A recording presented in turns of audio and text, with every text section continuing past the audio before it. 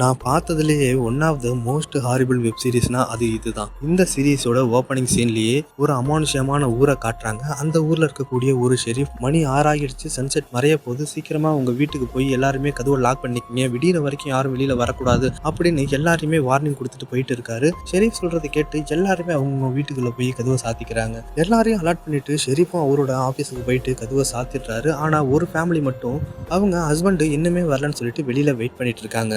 ஆனால் அந்த ஹஸ்பண்டோ அதே ஊர்ல இருக்கக்கூடிய ஒரு பார்ல நல்லா குடிச்சு மட்டையாயிட்டாரு. அந்த பார்ல இருக்கக்கூடிய ஒரு அட்டண்டரும் எவ்வளையா குடிப்பேன், மணி 6 ஆயிடுச்சு, சீக்கிரமா போய் உன் ஃபேமிலிக்கு துணையா இரு, நான் கடையை மூடணும் அப்படின்னு சொல்றாரு. ஆனா இவரு பயங்கரமான போதையில இருக்கிறதுனால எந்திரிக்கவே முடியல. அதனால அந்த பார் அட்டண்டரும் இவரை கடைக்குள்ளேயே வச்சு லாக் பண்ணிடுறாரு. இப்போ அந்த ஃபேமிலியை தான் காட்டுறாங்க. அவங்க அம்மா அந்த சின்ன பொண்ணு கிட்ட, அப்பா எங்கேயாவது சேஃபா தான் இருப்பாரு, காலையிலேயே வந்துடுவாரு, நம்ம போய் ப்ரே பண்ணிட்டு தூங்கலாம் அப்படின்னு சொல்லிட்டு கதவை லாக் பண்ணிட்டு உள்ள போயிடுறாங்க. இப்போ அந்த குட்டி பொண்ணு தூங்குறதுக்கு முன்னாடி ப்ரே பண்ணிட்டு இருக்கா. அப்பன்னு பார்த்து ஜன்னல் ஓரத்துல இந்த குட்டி பொண்ணோட பாட்டியோட குரல் கேக்குது. தங்கம், நான் தான் உன் பாட்டி, நான் உள்ள வர்றதுக்குள்ளேயே உங்க அம்மா கதவை சாத்திட்டு வந்துட்டா, இந்த ஜன்னலை திறந்து என்ன உள்ள விடு அப்படின்னு அந்த பாட்டி பேசிட்டு இருக்காங்க. ஐயோ, நம்ம பாட்டி வேற வெளியில மாட்டிக்கிட்டாங்களே அப்படின்னு சொல்லிட்டு இந்த பொண்ணு ஜன்னலை திறக்கிறா. அதே டைம் அவங்க அம்மாவும் அலறாங்க.